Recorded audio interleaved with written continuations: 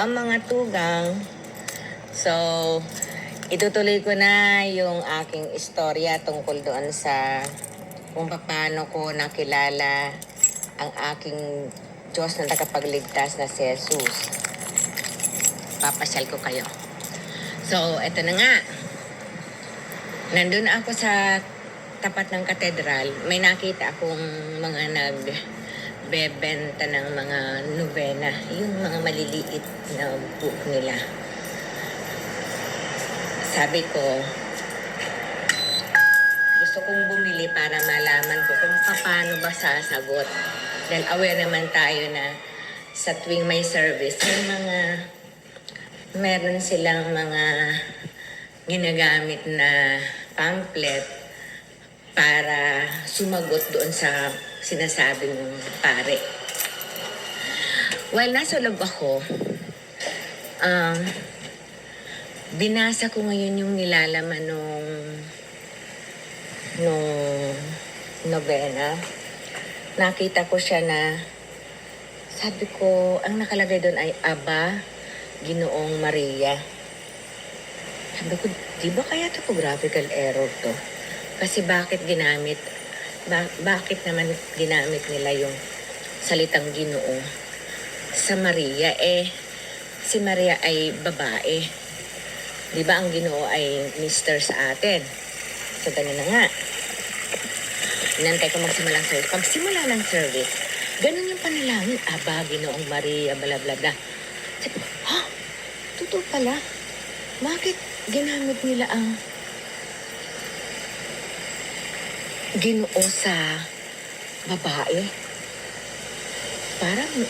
Sabi ko, parang iba to ha. So, tuloy-tuloy yung panalangin. Sa madaling salita, natapos ang service na may malaking question sa utak ko. Hindi ko makapaniwala na ganun sila manalangin. Na ginamit nila yung Ginoo sa Maria. So habang nasa college ako, may nakilala akong isang classmates ko na isang member ng Iglesia ni Manalo. So doon, nagtatanong ako sa kanya tungkol sa Biblia, tungkol sa Diyos. Sabi niya sa akin, isama kita doon sa aming pinakapastor nila. Doon sa kanilang kapilya. Kapilya muna ha. Binasahan ako nung kanyang pastor ng tungkol sa kaligtasan, ganun. Pero dahil nga hindi ko siya maintindihan, ang sabi ko, wag kang tatalon-talon doon sa binabasa mo. Kasi every time nagbabasa siya ng buklat na gusto kong wala pa naman akong Biblia noon eh. Gusto ko yung pagbabasa ng Biblia niya. Sunod-sunod yung istorya. Parang babasa ng novel. It so happen na ang ginagawa niya, buklat, tapos magsasabi siya ng mga ganitong verses. And then, sabi ko, sa madaling salita, nag-akit na ako. I'm not pleased about it. So, nakita nung aking kaeskwela, I remember her name is Marilu Barcelona, I guess. So, sabi niya, mabuti pa kung hindi ka kontento. Pamimid kaya kita sa aming ministro, yung pinaka-head ng Iglesia ni Manalo. Ang lugar ng pinakamalaking iglesia ni Manalo ay nandito sa tapat ng Kapitolyo, di ba? Ate Nelly, alam nila yan, na ang Kapitolyo, ang katapat nun yung malaking sambahan nitong iglesia ni Manalo.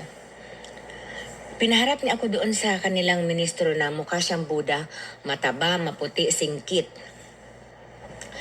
Ngayon, sa aming conversation, tinanong niya ako, sabi niya, pinaliwanagan na rin niya ako tungkol sa Panginoon na kinikilala nila, na sabi niya, ang tanong sa akin, tinatanggap mo na ba ang Iglesia ni Cristo? Hindi ako sumagot in a sense na right away sa sasagot kagad ako. Ang ginawa ko sa kanya, nagtanong din ako, sino po bang author ng Biblia niyo? Hindi niya ako sinagot. So, hindi ko rin siya sinagot. It ends up na nag-uli kami ni Marilyn na hindi ko rin tinanggap yung alok niya na kung tanggapin ko ang Iglesia ni Cristo. Na hindi ko pa alam na may ibig sabihin yung tinatanggap ko ang Iglesia ni Cristo. So, ang ginawa nitong aking kaeskwela na to, nililigawan ako in a sense na kinakantan ako, pinapasyal ako ng itong, ang tawag nila kadiwa, mga young people nila. Pero since nga hindi pa rin ako satisfied sa kanilang mga ginagawa sa akin, lahat na yata ng maliliit na mga sambahan sa Lucena City, pinuntahan ko may St. Jude, mayroon pa doon sa Iyam, mayroon pang, basta dami kong mga chapel or churches na napuntahan because I'm looking for God. So, ito naman, hanggang dito na lang muna ang aking istorya sa inyo. At sa susunod ulit, na mga kabanata kung paano nakilala ko si Jesus. Hindi ganun kadali kung paano kong nakita at natagpuan aking Panginoong Jesus. Okay, maraming salamat. Ang ganda-ganda nitong aming neighbor.